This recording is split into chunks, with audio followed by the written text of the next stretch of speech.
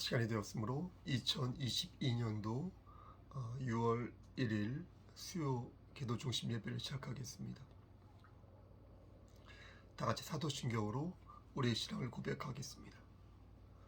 전능하사 천지를 만드신 하나님 아버지를 내가 믿사오며 그 외아들 우리 주 예수 그리스도를 믿사오니 이는 성령으로 잉태하사 동정녀 마리아에게 나시고 본디오 빌라도에게 고난을 받으사 십자가에 못 박혀 죽으시고 장사한 지 사흘 만에 죽은 자 가운데에서 다시 살아나시며 하늘에 오르사 전능하신 하나님 우편에 앉아 계시다가 저리로서 산자와 죽은 자를 심판하러 오시니다.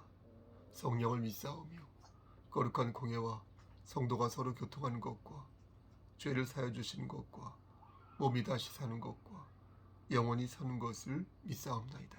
아멘. 거룩하시고 자비로우신 하나님 아버지, 하나님의 크신 사랑을 진심으로 감사드립니다. 하나님, 우리에게 영원한 생명을 허락하셔서 천국 백성으로 영생을 누릴 수 있도록 허락하여 주신 은혜 감사합니다. 하나님, 우리가 나고자 되지 아니하도록 끝까지 우리를 장중에 붙잡아 주시고 우리가 죄를 지을 때에 즉시 하나님께 회개할 수 있는 마음을 허락하여 주시옵소서. 성령 하나님께서 함께 하셔서 예수 그리스도의 은혜를 생각나게 하시고 우리가 거하는 그 자리에서 하나님의 깃발을 꽂을 수 있도록 주여 우리의 심령을 붙잡아 주시옵소서. 특히 우리 송속교회 우리 지체들 머리 위에 함께 하시사 하나님, 저들이 열매 맺는 삶이 될 수 있도록 하시고 저들이 들은 복음의 진수를 실천하면서 하나님, 저들이 옥토의 마음을 갖는 가운데에서 하나님을 기쁘시게 하는 삶을 살 수 있도록 주여 은총 내려주시기를 소원합니다. 하나님, 심신이 연약한 우리의 지체들이 우리 교회에 많이 있습니다. 하나님, 저들에게 영육의 강건함을 지켜주시고 저들의 세포를 건강하게 만들어주시고 공부하는 자들에게 솔로몬의 지혜를 주시고 믿음이 연약한 자에게 아브라함에게 허락하신 믿음을 허락하셔서 저들이 흔들리고 지치고 쓰러질 때마다 다시 하나님을 찾을 수 있는 마음 허락하여 주시옵소서. 우리 오영 집사님, 최종걸 집사님에게 함께 하시사 영육의 강건함을 지켜주시고 저들이 첫사랑을 회복하여서 하나님을 기쁘시게 하는 삶을 살 수 있도록 은총 내려주시기를 소원합니다. 우리 김부석 장로님에게도 함께 하시사 말씀 안에 거할 수 있도록 하시고 하나님의 뜻을 묻는 귀한 아들 될 수 있도록 주여 은총 내려주시기를 소원합니다.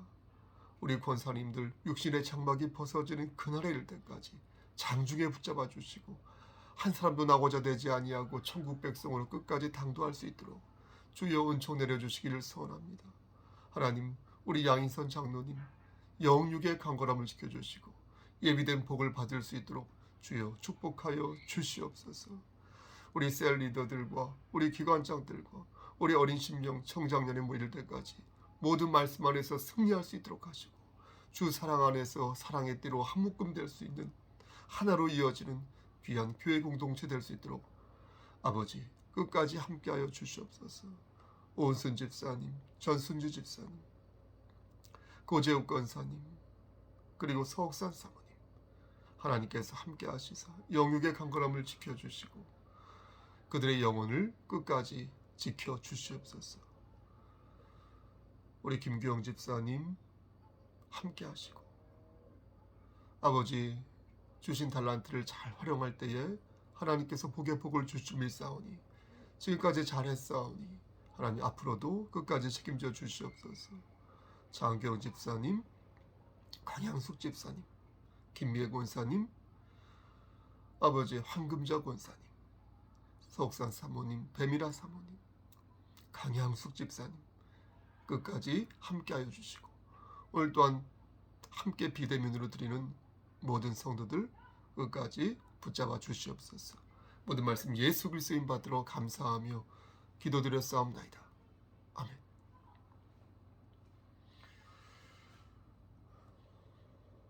하나님 말씀 보겠습니다. 하나님 말씀 좀 찬송을 드릴까 말씀 볼까 두 가지가 엇갈렸습니다. 디도서 2장 11절에서 14절 말씀입니다. 디도서 2장 11절에서 14절. 제 성경으로 신약성경 349쪽입니다. 디도서 2장 11절에서 14절 말씀을 봉독합니다. 모든 사람에게 구원을 주시는 하나님의 은혜가 나타나 우리를 양육하시되 경건하지 않은 것과 이 세상 정욕을 다 버리고 신중함과 의로움과 경건함으로 이 세상에 살고 복스러운 소망과 우리의 크신 하나님 구주 예수 그리스도의 영광이 나타나심을 기다리게 하셨으니 그가 우리를 대신하여 자신을 주심은 모든 불법에서 우리를 속량하시고 우리를 깨끗하게 하사 선한 일을 열심히 하는 자기 백성이 되게 하려 하심이라. 아멘. 하나님, 이 말씀을 바르게 전할 수 있도록 도와주시옵소서. 예수님의 이름으로 기도합니다. 아멘.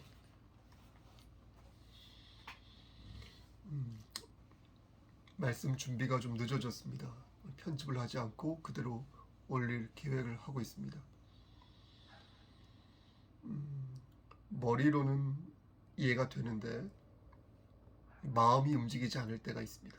여러분 그럴 때 있지 않습니까? 전 많은데요. 그 일이 분명 고마운 일이고 제가 고개를 숙여야 하는 일 맞습니다. 근데 마음이 움직이지 않는 것입니다. 그래서 그렇게 하지 않는 것입니다. 고집불통이고 완악한 것이죠. 또 한다고 해도 진심으로 우러나와서 하는 것이 아니라 마지못해 하는 것입니다. 왜 이런 마음이 드는 것일까요?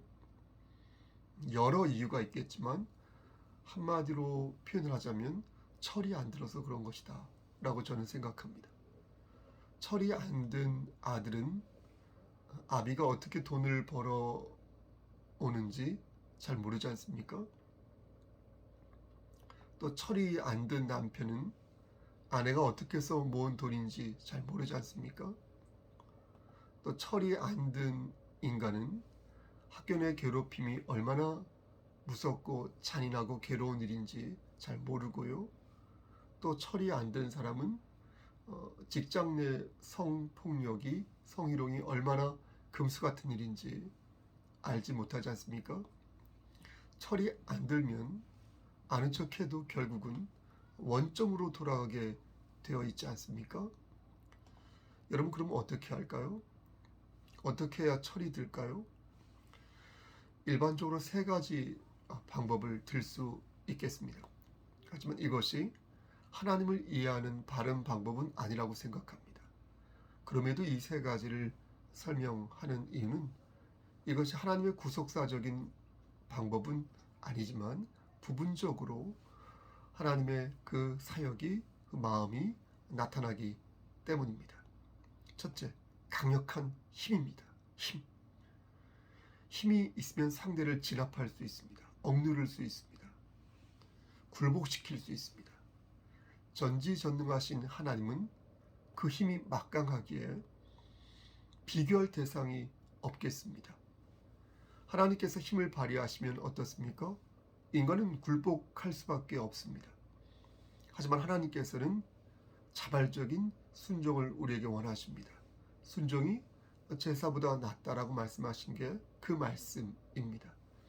우리의 자발적인 예배, 우리의 자발적인 순종, 그런 것을 보시는 것입니다. 따라서 억지로 고개를 숙이는 사람은 철이 든 게 아니라 철이 든 척하는 것이기에 이 엄포는 하나님에게 있어서 최후의 수단이 아니었을 것입니다. 두 번째는 유인입니다. 유인은 무엇입니까? 살살 자기 편으로 이렇게 꼬드기는 것입니다. 말에게 당근을 먹이면서 잘 달려주기를 바란다 라고 말하는 것처럼 그렇게 상대를 길들이는 것입니다. 정치공학적으로 주고받는 것일 수도 있습니다. 하지만 이건 역시 하나님의 어떤 구속사적인 방법이라고 볼 수 없겠습니다. 하나님께서는 집을 나간 탕자가 다시 돌아오기를 간절히 바라시지만 그렇다고 해서 하나님의 주권을 하나님께서 포기하시지는 않습니다. 극단적으로 말씀드리면 우리가 철이 들든 들지 않든 간에 하나님 입장에서는 손해볼 일이 없습니다. 우리를 구원하셔야 할 의무가 있는 것도 아니고요. 그렇게 해야만 인정받을 수 있는 것도 아닙니다. 그런 처지에 놓인 분이 아니십니다. 유인은 보세요. 상대와 힘이 좀 어느 정도 비슷하거나 아니면 상대보다 약간 높아서 상대를 이용하여서 어떤 이득을 취할 형편, 입장에 있을 때 유인이라는 방법을 취합니다. 이것은 전능하신 하나님께서 사용하시는 방법으로는 어울리지 않는 것입니다. 마지막으로 세 번째, 매력이 있습니다. 매력이란 자신이 어떤 본을 보인 상태에서 상대를 자발적으로 이끄는 방법입니다. 예를 들어서 자녀들에게 고운말을 쓰라고 가르치는 부모가 있다고 생각해 보십시오. 그러면 자식이 그런 고운말을 쓰게끔 하기 위해서 부모가 먼저 고운말을 씁니다. 그렇게 부모가 모범이 됩니다. 그러면 자식은 부모의 모습을 보고 자연스럽게 고운말을 쓰게 될 확률이 높습니다. 그러니까 어느 순간에 그렇게 철이 들어있는 것입니다. 하지만 이건 역시 하나님의 구속사적인 방법이라고 볼 수 없겠습니다. 왜냐하면 하나님은 우리에게 모범을 보이셔야 할 이유가 또 의무가 없기 때문입니다.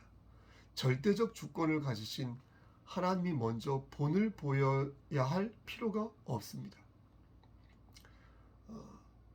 이렇게 말씀드리면 이미 그는 다시요, 절대적인 주권을 가지신 하나님이 먼저 본을 보여야 하는 것이 아닙니까? 이렇게 말하는 분들이 있는데, 그렇게 말을 한다면 이미 그는 하나님 앞에서 교만한 마음을 품은 것입니다. 하나님은 누구에게 보이기 위해서 선하신 것이 아니라 하나님의 성품 자체가 처음부터 발열과 발광을 갖는 것입니다. 그 스스로 빛을 내는 것입니다. 그런 선한 힘을 가지고 계신 것입니다. 따라서 이건 역시 사람을 철들게 하는 구속사적인 방법이 아닌 것입니다. 그럼 무엇일까요? 하나님께서는 어떤 방법으로 인간을 철들게 하셨고 또 지금도 하시고 계실까요? 하나님께서는 어떤 마음으로 지금 우리를 구원하셨고 또 구원케 하실까요? 오늘 본문을 보면 하나님의 그 마음을 발견할 수가 있습니다. 하나님께서 왜 우리를 구원하여 주셨고 어떤 마음으로 우리를 구원하여 주셨는지 이제부터 설명하도록 하겠습니다. 30분이 채 안 되지 않습니까? 제 강설이. 그러니까 집중해서 들어주시기를 바랍니다. 저도 가급적이면 다른 데로 새지 않고 말씀만 반듯하게 전하기 위해 노력할 터이니 여러분들도 한 2호흡, 한 3호흡 정도만 숨을 쉬시고 성령의 음성을 들으시기를 소원합니다. 먼저 11절 말씀이 되겠습니다. 11절이요. 제가 읽어보겠습니다. 모든 사람에게 구원을 주시는 하나님의 은혜가 나타나. 모든 사람에게 구원을 주시는 하나님의 은혜가 나타났습니다. 이 말씀입니다. 하나님의 은혜가 무엇입니까? 하나님의 은혜는 아시다시피 예수 그리스도를 가리킵니다. 우리의 구원은 하나님의 은혜이신 예수 그리스도로 말미암아 이루어졌습니다. 아멘. 사도행전 4장 12절 말씀에 다른 이로서는 구원을 받을 수 없나니 천하 사람 중에 구원받을 만한 다른 이름을 우리에게 주신 일이 없습니다. 이렇게 말씀하셨습니다. 그러니까 예수 그리스도 외에는 우리를 구원하실 분이 있다 없다는 것입니다. 이것을 복음으로 전하게 하셨는데 이것을 순차적으로 기가 막히게 설명하신 말씀이 있습니다. 저는 그것이 요한계시록 1장 1절 말씀이라고 생각합니다. 제가 한번 그 말씀을 읽어보겠습니다. 예수 그리스도의 계시라. 이는 하나님이 그에게 주사 반드시 속히 일어날 일들을 그 종들에게 보이시려고 그의 천사를 그 종 요한에게 보내어 알게 하신 것이라. 여러분 뭐라고 말씀하십니까? 제가 한번 나누어서 설명해 보겠습니다. 그러니까 성부 하나님께서 앞으로 일어날 일들을 이렇게 가르치시려고, 성부 하나님께서 앞으로 일어날 일들을 가르치시려고 천사를 부르셨고, 그 천사는 사도 요한을 찾아가서 앞으로 일어날 일들을 전하였는데, 그 전한 내용이 바로 무엇입니까? 예수 그리스도라는 것입니다. 그게 복음이라는 것입니다. 그러니까 복음은 무엇입니까? 하나님의 나라, 곧 예수 그리스도를 가리키는 것인데, 그것을 천사가 사도 요한에게 전한 말씀이 바로 요한계시록이라는 것입니다. 오늘 본문 11절 말씀도 이와 같은 내용을 듬뿍 담고 있습니다. 모든 사람에게 구원을 주시는 하나님의 은혜가 나타났다. 하나님의 은혜가 예수 그리스도라고 말씀드렸습니다. 이것은 성부 하나님께서, 그러니까 모든 사람을 구원하시기 위해 예수 그리스도를 전하게 하셨다는 거예요. 복음을 전하게 하셨다는 거예요. 요한계시록은 특별 계시니까 천사에게 그것을 전하게 하셨는데, 예수 그리스도의 천사가 요한에게 그 말씀을 전하게 하셨는데, 예수 그리스도의 은혜는 복음을 들은 그리스도인들이 전하는 것입니다. 그러니까 성령 하나님께서 복음을 기억나게 하셔서 교회로 하여금, 주의 종들로 하여금, 또 여러분들로 하여금 그 복음을 전하게 하셨다라는 것입니다. 그럼 모든 사람에게 구원을 주셨다고 하니까 지옥에 갈 사람이 없는 것일까요? 그렇지 않습니까? 모든 사람에게 주셨다고 말씀하셨으니까. 그게 아닙니다. 그러니까 우리는 이 말씀을 바르게 이해할 필요가 있습니다. 성경 구절을 우리가 이렇게 읽을 때는 그 구절 하나만 보는 것이 아니라 기본적으로 전후 맥락을 고려하면서 하나님 말씀을 읽어야 되는 것이 기본입니다. 여기에서 가리키는 그 모든 사람이란 말씀을 듣는, 이 말씀을 듣는 그런 사람을 가리키는 것입니다. 예를 들어서 제가 여러분들에게 자주 귀 있는 자는 성령의 음성을 들으시길 바랍니다, 이렇게 말씀하지 않습니까? 그러니까 귀 있는 자는 성령의 음성을 그러면은 이 세상에 있는 모든 귀 있는 자를 말하는 게 아니죠. 이 세상에 있는 모든 귀 있는 자를 가리켜서 한 말이 아니라 지금 제 앞에 있는 말씀을 듣는, 강서를 듣는 여러분들의 국한하에서 말한 것이죠. 여러분이 그걸 다 알아듣지 않습니까? 제가 이 세상에 있는 모든 귀 있는 자는 들으십시오란 말을 굳이 하지 않아도 여러분 다 알아듣지 않습니까? 11절에 나오는 그 모든 사람도 바로 그런 맥락에서 이해해야 하는 것입니다. 그 증거가 12절 말씀 앞부분에 나오는데요.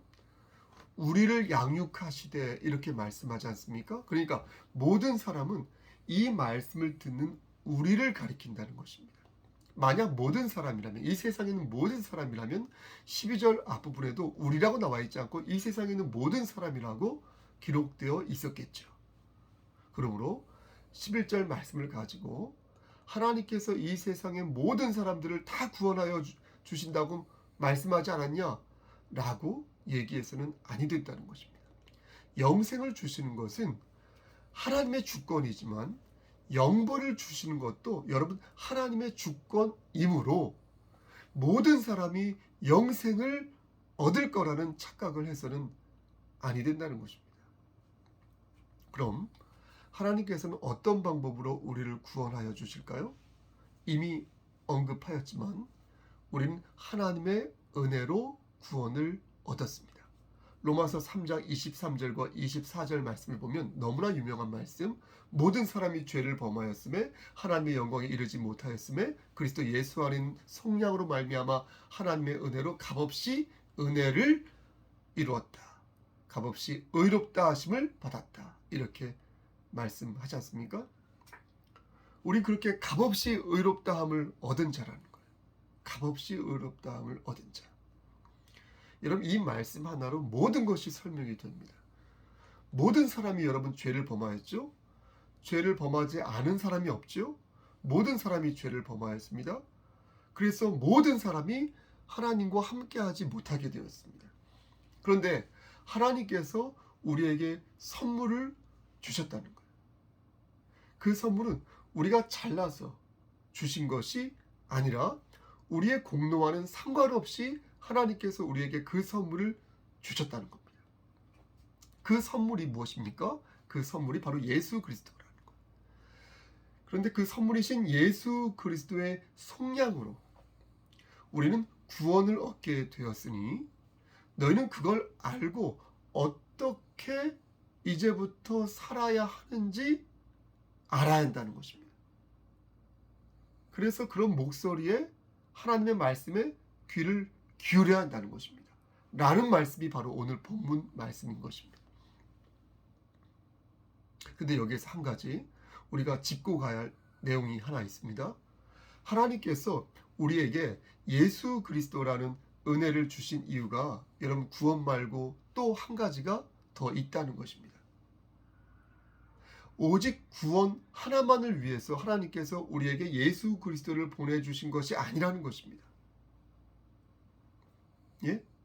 하나님께서 우리에게 값없는 선물을 주신 이유는 구원 외에도 하나가 더 있다는 것입니다. 여러분 그것이 무엇입니까? 13절 앞부분에 나오는데요. 여러분 그것이 무엇입니까? 맞습니다. 양육입니다. 양육. 예수 그리스도라는 선물을 우리에게 주신 이유는 영생의 소망을 이루는 날까지, 우리가 영생의 소망이 있잖아요. 예수님 재림하시면 영생의 소망을 이루는 날까지 우리가 반듯하게 바르게 살아가도록 우리를 양육하게 하시기 위해서 예수 그리스도를 보내주셨다는 겁니다. 즉 복음은 우리의 구원뿐만 아니라 우리의 믿음을 자라나게 하고 우리의 삶을 바꾸는 더없이 필요한 자양분이 됐다는 것입니다. 혹은 바로미터가 된다는 것입니다. 그래서 에베소서 4장 13절 말씀에서 우리가 다 하나님의 아들을 믿는 것과 아는 일에 하나가 되어 온전한 사람을 이루어 그리스도의 장성한 분량이 충만한 데까지 이르는 것이다. 이렇게 말씀하셨습니다. 그러니까 하나님께서 예수 그리스도를 우리에게 선물로 주신 이유는 우리를 구원하신 것과 이 땅에서 우리가 제대로 반듯하게 바르게 살아갈 수 있도록 그러한 장성한 그리스도의 분량에 이를 수 있도록 하시기 위해서 예수 그리스도를 우리에게 보내주셨다는 겁니다. 그럼 어떻게 살아야 그리스도의 장성한 분량에 우리가 이를 수 있을까요? 디도서 1장과 2장 말씀 나중에 한번 읽어보시면 어떻게 우리가 살아야 장성한 그리스도의 장성한 분량에 이르게 되는지를 자세하게 말씀해주고 계십니다. 저는 그것을 일일이 다 설명드리지 않고 그냥 잘이라고 표현해도 된다고 생각합니다. 왜냐하면 어떤 모양이 합당한 삶인지 이렇게 쪼개어서 생각해 보면 정말로 셀 수 없을 만큼 정말로 많기 때문입니다. 그러니까 잘 이렇게 해도 무방하다고 생각합니다. 14절 말씀에서는 그러한 삶을 선한 일이다 라고 표현하고 계십니다. 선한 일. 왜 하나님께서 우리에게 예수 그리스도를 보내셨는지, 무슨 이유로 우리를 보내셨는지 14절 말씀을 보면 그 말씀, 그 내용이 잘 요약되어 있습니다. 제가 다시 한번 14절 말씀을 읽어보겠습니다. 그가 우리를 대신하여 자신을 주심은, 그가 이제 예수 그리스도죠. 예수 그리스도께서 우리를 대신하여 자신을 주심은 모든 불법에서 우리를 속량하시고 우리를 깨끗하게 하사 선한 일을 열심히 하는 자기 백성이 되게 하려 하심이라. 여러분 이해가 되셨습니까? 뭐라고 말씀하십니까? 보십시오. 여러분 듣고 계신 거죠? 하나님께서는 우리를 살리시기 위해서 독생자 예수 그리스도를 보내셨다는 거예요. 우리를 모든 불법에서 속량하시고 우리가 반듯하게 살도록 만드시기 위해서 당신의 아들을 버리셨다는 거예요. 왜 그러셨을까요? 왜 꼭 그런 방법을, 극단적인 방법을 취하신 것일까요? 그냥 아들을 죽이지 않고 좀 아프게만, 어디만 좀 다치게만, 그 정도만 하시면서 좀 쉽게 갈 수는 없었을까요? 전 말씀을 준비하면서 연신 이 부분을 생각했습니다. 예전에도 많이 생각했지만 또 생각했어요. 꼭 그렇게 이런 식으로 하나님께서 시나리오를 쓰셔야 했을까? 꼭 이렇게 그렇게 우리를 대신하여 아들을 죽이셔야만 했을까? 우리가 뭐라고 꼭 그렇게까지 하셔야 했을까? 그리고 내린 지금으로서의 결론은 내 안에 있는 죄를 보는 것이었습니다. 내 안에 있는 죄. 은혜를 받은 자가 은혜를 무시하며 사는 것을 보면서 저를 두고 하는 말이에요. 제 안에 있는 죄의 심각성을 깨닫는 것입니다. 배은망덕한 모습을 보면 어떻습니까? 다시는 그에게 은혜를 베풀고 싶은 마음이 싹 사라지지 않습니까? 은혜를 원수로 갚는 사람들을 보면 어떻습니까? 다시는 그와 상종하지 않겠다는 그런 생각을 갖지 않습니까? 죄악으로 가득 찬 인간이 이렇게 생각할 정도인데, 저 같은 사람이 생각할 정도인데, 자비로우시면서 공의로우신 하나님께서 저를 보실 때, 우리를 보실 때 여러분 얼마나 화가 나시겠습니까? 얼마나 우리가 한심해 보이시겠습니까? 얼마나 우리가 완악해 보이시겠습니까?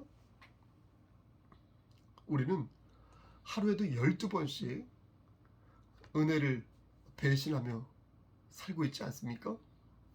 우리의 공로로 내가 잘나서 받은 은혜가 아님에도 불구하고 아주 뻔뻔하게 또 은혜를 달라고 간구하고 있지 않습니까?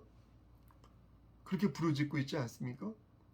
이런 우리의 간교함과 사악함을 하나님이 아니면 어떤 분이 구제할 수 있겠습니까? 악독한 성정을 극한 방법으로 치유하신 하나님에게 왜 그렇게 하신 것입니까? 라고 묻기 전에, 여쭙기 전에 왜 나는 이렇게 은혜를 자주 저버리는 것일까? 왜 나는 이렇게 배은망덕한 그리스도인으로 사는 것일까? 먼저 스스로에게 묻는 것이 도리가 아닐까라는 생각을 하게 되는 것입니다. 결론은 무엇이냐? 결론은 하나님의 사랑입니다. 여러분 보십시오. 하나님께서 예수 그리스도를 이 땅에 보내신 것은요, 하나님의 사랑이었지 하나님의 능력이 아니었다는 거예요. 다시요. 하나님께서 예수 그리스도를 이 땅에 보내신 이유는 하나님의 사랑이었지 하나님의 능력이 아니었다는 거예요. 하나님은 당신의 능력으로 당신의 아들을 죽이신 것이 아니었다는 거예요. 당신의 사랑으로 당신의 아들을 죽이신 것이며, 그 사랑은 우리를 살리시겠다는 일념으로 그 마음에서부터 그러한 행동을 하셨다는 거예요. 하나님의 능력으로 예수를 죽이신 것이 아니라 하나님의 사랑으로 예수 그리스도를 내어주신 것이다. 우리를 사랑하시기에 독생자 예수 그리스도를 버리신 것이다. 그렇다면 우리는 어떻게 살아야 할까요? 은혜를 받은 자로서 우리는 어떻게 우리의 남은 생애를 살아야 할까요? 귀 있는 자는 성령의 음성을 들으시길 바랍니다. 하나님께서는 우리가 선한 일을 하는 하나님의 백성이 되기를 원하십니다. 하나님께서는 우리가 구원받은 자답게, 은혜 받은 자답게, 정말로 멋지게, 정말로 근사하게, 정말로 반듯하게 살아가 주기를 바라십니다. 힘들더라도 우린 노력해야겠습니다. 힘들더라도 우리는 인내해야겠습니다. 여러분의 남은 시간을, 우리의 남은 시간을 그렇게 사시기를 우리를 죄에서 구속하여 주신 주 예수 그리스도인 받들어 간절히 축원합니다. 아멘. 하나님, 좁은 입으로 하나님 말씀을 대언하였습니다. 우리를 사랑하시는 하나님의 그 사랑으로, 그 마음으로 독생자 예수 그리스도를 이 땅에 보내주셨고 그를 내어주심으로 말미암아 우리에게 영원한 생명을 허락해 주셨습니다. 하나님, 구원받은 자로서, 영생을 받은 자로서 우리가 이 땅에 살아갈 때 선한 일을 도모할 수 있도록 하시고 하나님을 기쁘시게 하는 삶을 살다가 하나님 만날 수 있도록 도와주시옵소서. 주께서 함께하지 아니한다면 우리는 아무것도 할 수 없사오니 성령 하나님, 우리와 동행하셔서 우리를 선한 길로 이끌어 주시옵소서. 주여, 믿고 의지합니다. 모든 말씀 예수 그리스도를 받들어 감사하며 기도드렸사옵나이다. 아멘. 이제는 우리를 죄에서 구속하여 주신 우리 구주 예수 그리스도의 은혜와 아버지 하나님의 만극하신 그 사랑하심과 성령 하나님의 교통하시고 인도하시는 모든 역사하심이 하나님 말씀 안에서 하나님의 사랑을 기억하며 구원받은 자답게 선한 일을 도모하며 하나님께 영광 돌리는 삶을 살다가 하나님 만나기를 소원하는 여기 모인 성도와 그들의 가정과 이 재단과 이 나라 위에 하나님의 사랑하심이 세세토록 함께 계실지어다. 아멘.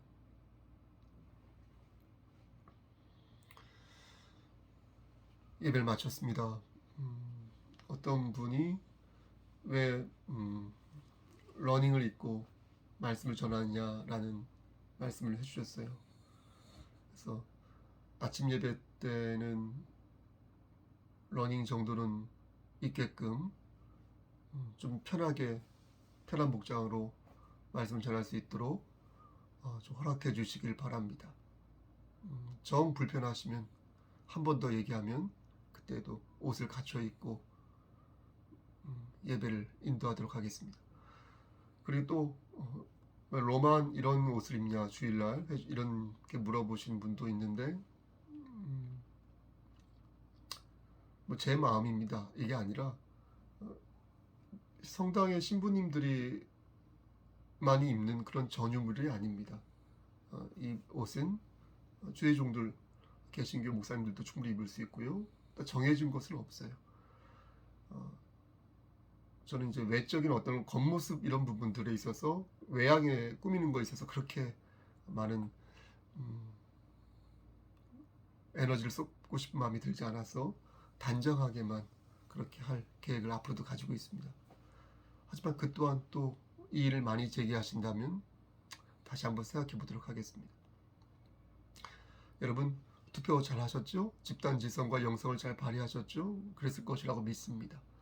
여러분, 편안한 밤 되시고요. 맛있는 저녁 드시고요.